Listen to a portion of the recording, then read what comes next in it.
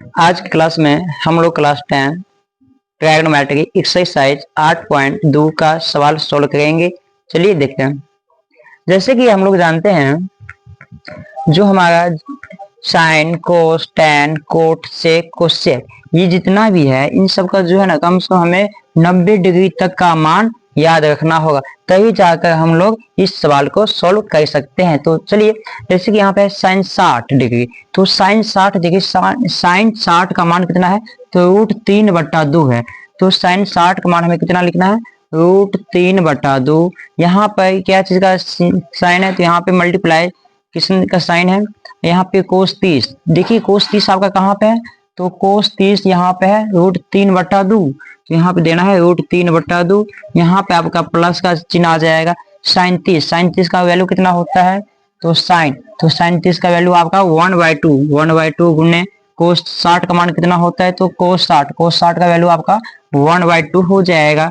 तो √3 गुने √3 आपका निकल जाएगा 3 और 2 गुने 2 4 प्लस एक को एक से गुना करेंगे 1 और 2 गुने 2 तो 4। अब इसका जो है ना एलसीएम लेते हैं तो 4 एकम 4 मतलब कट जाएगा। तो यहाँ पे 1 से हमें गुना करना पड़ेगा 3 से, यहाँ पे भी आपको 1 आ जाएगा।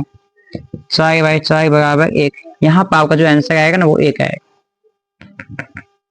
चलिए क्वेश्चन नंबर 1 हम सोल्व कर चुके हैं। अब क्वेश्चन नंबर 2 पे आए हैं।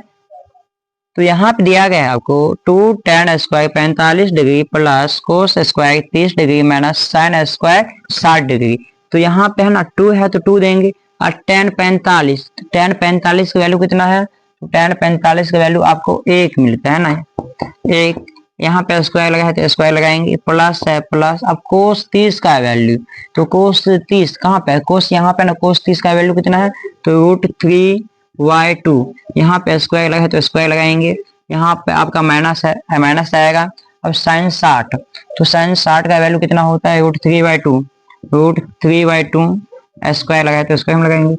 तो यहाँ पे 2 1 का स्क्वायर 1 होता है प्लस √3 का स्क्वायर, तो √3 का स्क्वायर आपको 3 और 2 का स्क्वायर 4 माइनस √3 का स्क्वायर 3 2 का स्क्वायर 4।